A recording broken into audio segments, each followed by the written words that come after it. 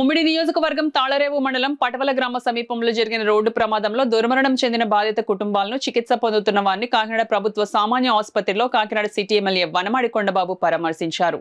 ఈ సందర్భంగా city MLA Vanamadi మాట్లాడుతూ మరణించిన బాధిత కుటుంబాలకు ప్రభుత్వ పరంగా అన్ని విధాలుగా ఆదుకోవడం జరుగుతుందన్నారు. అలాగే గాయపడి చికిత్స పొందుతున్న వారికి మెరుగైన వైద్య సేవలను అందించేందుకు చర్యలు తీసుకోవడం జరుగుతుందని ఎమ్మెల్యే పేర్కొన్నారు.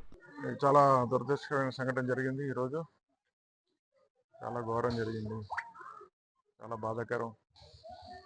ఆ ఏటుమొగ నుంచి ముగ్గురు మహిళలు చిన్నవలస వెళ్ళాలనే ప్రయాణంలో ఆటో ప్రయాణం చేస్తే ఏదైతే ఈరోజు వైడో కాలేజ్ ఉందో యానం రోడ్లో అక్కడికి వెళ్ళిన తర్వాత బస్సు ఆటో యాక్సిడెంట్ అవ్వడం, అక్కడికక్కడే అందులో మహిళలు చనిపోవడం, ఆటో డ్రైవర్ చనిపోయారు.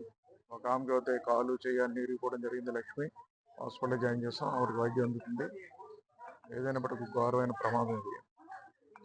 ఆ కుటుంబాలకి ఈరోజు ఏదైతే ఇన్సూరెన్స్ కవరేజ్ కానీ ఏమి కానీ ప్రభుత్వ పరంగా కానీ అన్ని విధాల సహాయం వచ్చేలా ప్రయత్నం చేస్తాం.